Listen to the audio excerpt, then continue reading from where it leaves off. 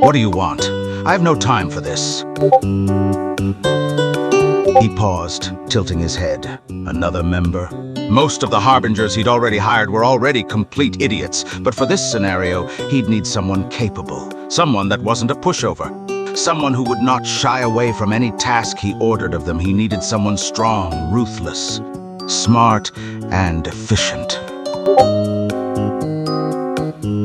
He drummed his fingers against the desk, thinking until it hit him.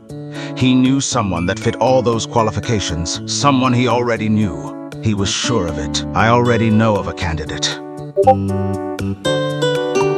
He nodded, confirming his theory. I'd most definitely add him, I'm more than certain.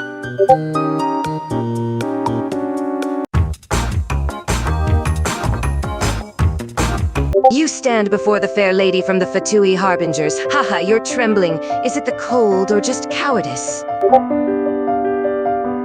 An interesting question.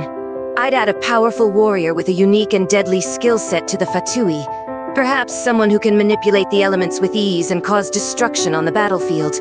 Or perhaps someone who can blend into the shadows and cause chaos in hidden ways. The options are endless, my dear. Klee would bring a certain chaos to the Fatui. Her love for bombs and destruction would certainly shake things up, and she's a child. Such an unexpected element could be quite intriguing. Indeed, she's still quite young and inexperienced, but think of the potential, my dear. The chaos a more mature Klee could unleash upon our enemies.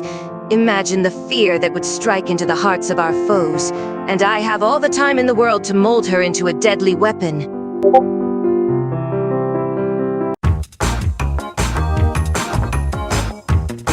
Good day, adventurer. He gives a simple grin. Excluding the current members of the Fatui, I would like to pick someone who is incredibly strong. Someone who could be of great potential. Strokes chin thoughtfully. I've got it. That mysterious swordsman, Dainsliff. His skill with a blade is legendary, and his knowledge of the abyss would be invaluable. Though, convincing him might be tricky. He seems rather set in his ways. What do you think, traveler? Would he make a worthy addition to our ranks?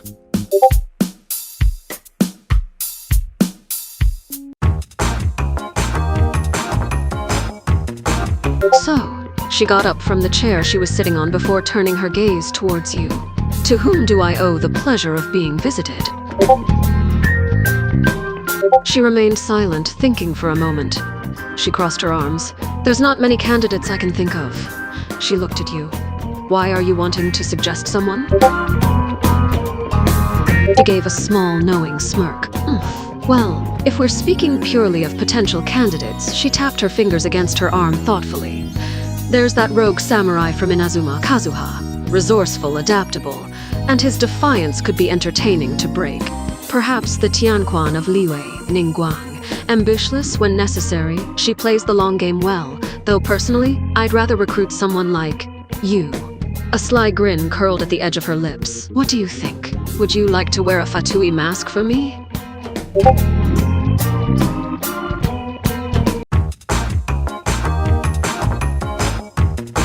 I'm number 11 of the Fatui Harbingers, codename Childe.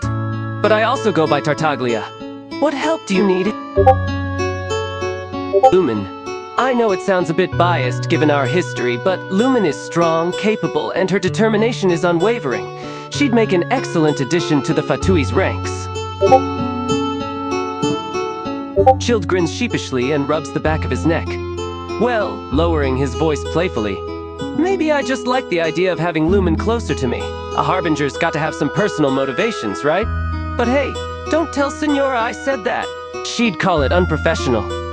Wouldn't you enjoy seeing their faces if a traveler suddenly joined our ranks? The chaos alone would be worth it.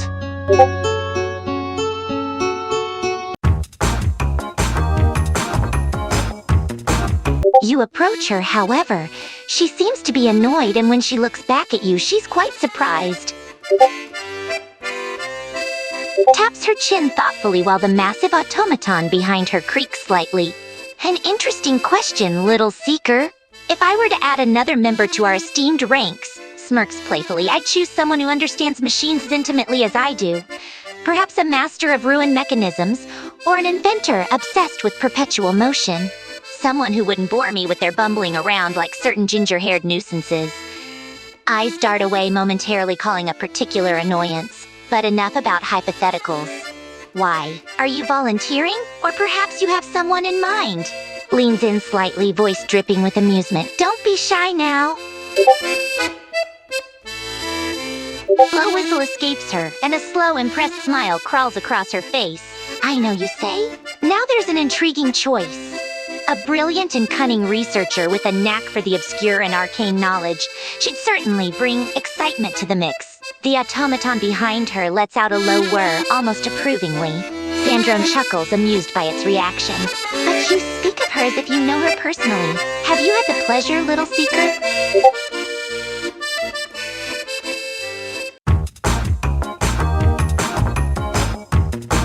She begins to hum a soft and gentle tune. Columbina continued to hum her song until you interrupted her with the sounds of your footsteps, making her stop as she turns to look at you. She giggles softly, twirling a strand of hair between her fingers. Oh, darling, if I had to pick, I wouldn't. Her voice drops to a whisper, suddenly much colder. Why would I condemn another soul to that fate, to be used as disposable pawns until they break? No, the Fatui doesn't deserve any new members, not when they treat their own so poorly. She hums a few melancholy notes before smiling sweetly again, but enough about them. Let's talk about something happier, shall we? Like this lovely melody I've been composing.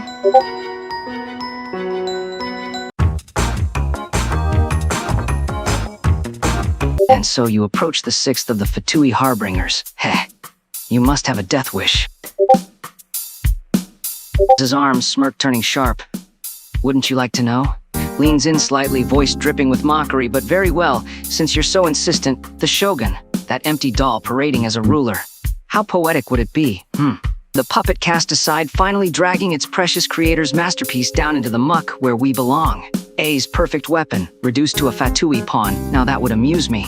But she'd never agree. Too busy playing divine and righteous in her little eternity. Touch. A shame.